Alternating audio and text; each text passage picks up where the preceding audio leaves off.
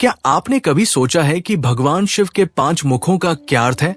क्या वो सिर्फ एक अलंकारिक कल्पना है या फिर उनके पीछे कोई गहरा मानसिक, आध्यात्मिक और वैज्ञानिक संकेत छिपा है? शिव को महायोगी कहा गया है, जो ध्यान की उस स्थिति में विराजमान है जहां मन शांत हो जाता है, जहां विचारों का शोर समाप्त हो जाता है। लेकिन उस शांति तक पहुंचने के लिए मन को कई अवस्थाओं से होकर गुजरना पड़ता है, और यही 5 अवस्थाएं शिव के 5 मुखों में छिपी हैं। सत्यमुख, वामदेव, अघोर, तात्पुरुष और ईशान। इन 5 का संबंध हमारी चेतना की 5 स्थितियों से है: जागृत, स्वप्न, सुषुप्ति, तुरीय और तुरीयातीत। इन अवस्थाओं को समझना सिर्फ ज्ञान का विषय नहीं है, ये तो आत्मानुभव की कुंजी है। शिव का पहला मुख तात्पुरुष पूरब की दिशा में है और इसे प्राण से जोड़ा जाता है। ये हमारी जागृत अवस्था का प्रतीक है, यानी वो अवस्था जिसमें हम अभी हैं, जहां इंद्रियां सक्रिय है, मन विचार कर रहा है और हम इस संसार में क्रियाशील हैं। तात्पुरुष हमारे उस पक्ष को दर्शाता है जो कर्म करता है, निर्णय लेता है और जीवन को गति देता है। जब हम ध्यान की शुरुआत करते हैं तो सबसे पहले इसी जागृत अवस्था से यात्रा शुरू होती है। इसी स्थिति में बैठते हुए हमें श्वास पर ध्यान केंद्रित करना होता है ताकि धीरे धीरे विचारों की गति धीमी हो और हम अगले मुख की ओर बढ़ सकें। दूसरा मुख वामदेव उत्तर की दिशा में स्थित है। वाम का अर्थ होता है बाया, यानी मस्तिष्क का वो भाग जो कल्पना, अनुभव और स्मृति से जुड़ा होता है। ये मुख हमारी स्वप्न अवस्था का प्रतिनिधित्व करता है। ध्यान करते समय जब श्वास गहरी हो जाती है और शरीर स्थिर हो जाता है, तब मन भीतर की ओर मुड़ने लगता है।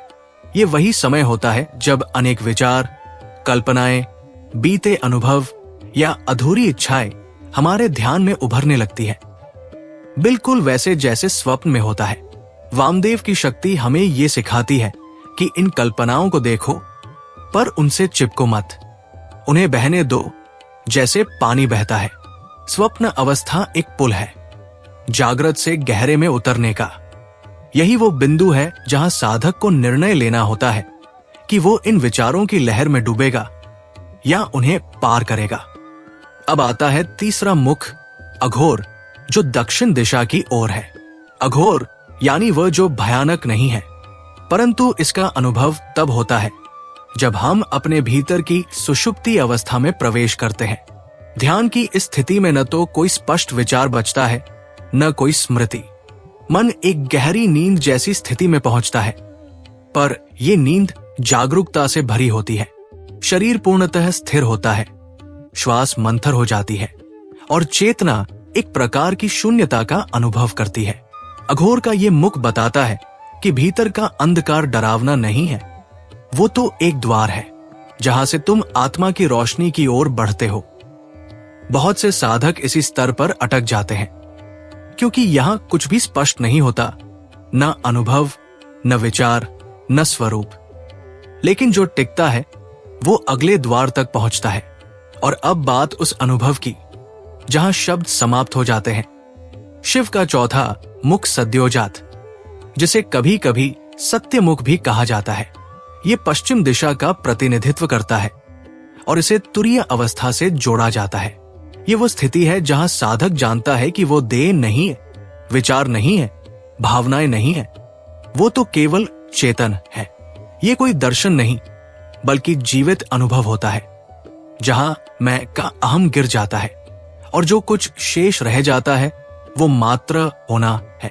इस अवस्था में शांति शब्दों से परे होती है, न कोई आकांक्षा रहती है, न कोई डर। यही वो अवस्था है जहां ध्यान अपनी उच्चतम लहर तक पहुंचता है। शिव के इस मुख की शक्ति साधक को भीतर की वास्तविकता से जोड़ती है, जिसे शास्त्रों में साक्षी भाव कहा गया है। पर क्या यहीं पर यात्रा समाप्त होती है? नहीं। शिव का 5वां मुख ईशान ऊपर की ओर स्थित है और ये मुख किसी एक दिशा में सीमित नहीं है। ये तुरीयातीत अवस्था का प्रतीक है, यानी वो चेतना जो सभी अवस्थाओं से परे है, न जागृत, न स्वप्न, न सुषुप्ति, न तुरीय। ये उस परमानंद का अनुभव है जो न विचारों से जुड़ा है न अनुभवों से। इसे शब्दों में बांधना संभव नहीं, और यही कारण है कि ईशान मुख की दिशा भी खुली है। वो ऊपर है, आकाश की ओर। ध्यान की चरम स्थिति में जब सब कुछ लीन हो जाता है, जब साधक और साध्य का भेद मिट जाता है, तभी ईशान मुख का अनुभव होता है। ये न तो प्रयास से आता है न किसी अभ्यास से, ये तो समर्पण से आता है। और अब प्रश्न ये उठता है, क्या आम व्यक्ति इन पांचों अवस्थाओं को अनुभव कर सकता है? क्या ये सिर्फ ऋषियों की यात्रा है, या फिर हम भी अपने दैनिक ध्यान में इन अवस्थाओं को छू सकते हैं? ध्यान के माध्यम से शिव के 5 मुखों और 5 अवस्थाओं की यात्रा को समझना एक बात है, लेकिन असली सार तब आता है जब हम इसे अपने भीतर अनुभव करते हैं, प्रतिदिन थोड़े थोड़े प्रयासों के साथ। बहुत से लोग ध्यान को सिर्फ एक तकनीक मानते हैं, पर असल में ये एक यात्रा है, आत्मा से आत्मा तक। और इस यात्रा को आरंभ करने के लिए आपको किसी हिमालय की गुफा में जाने की जरूरत नहीं है, नहीं घंटों की साधना की। जरूरत है तो बस एक ऐसी दृष्टि की जो हर स्थिति में शिव को देख सके, हर अवस्था में ईश्वर का स्पर्श महसूस कर सके। सबसे पहले जब भी ध्यान करें, शुरुआत करें तात्पुरुष मुख को स्मरण करके, यानी अपनी श्वास पर केंद्रित होकर उस जागृत अवस्था को समझें जिसमें आप अभी हैं। 3 मिनट तक बस श्वास के आने जाने को महसूस करें, बिना उसे नियंत्रित किए। फिर धीरे धीरे विचारों को बहने दें, उन्हें रोके नहीं। यही वामदेव की स्वप्न अवस्था है। आप देखेंगे कि आपके भीतर यादें, कल्पनाएं, अधूरी बातें तैरने लगेंगी। बस उन्हें देखें और जाने दें। तीसरे चरण में अघोर की ओर बढ़े, जहां सब कुछ शून्य होता है। इस अवस्था को लाने के लिए आप एक तकनीक आजमा सकते हैं। अपनी श्वास को इतना धीमा करें कि शरीर लगभग स्थिर हो जाए और मन विचार शून्य। इसे अभ्यास से ही पाया जा सकता है, पर एक बार मिल जाए तो आप गहरे विश्राम में उतरते हैं। वो विश्राम जो बाहर से नहीं, भीतर से आता है। अब जब आप इस गहराई तक पहुंच जाएं, तो खुद को सद्योजात या सत्य मुख में अनुभव करें। यहां कोई अभ्यास नहीं है, सिर्फ साक्षी बने रहना है। इस अवस्था में कोई कल्पना नहीं, कोई अपेक्षा नहीं, सिर्फ ये जानना कि मैं हूं।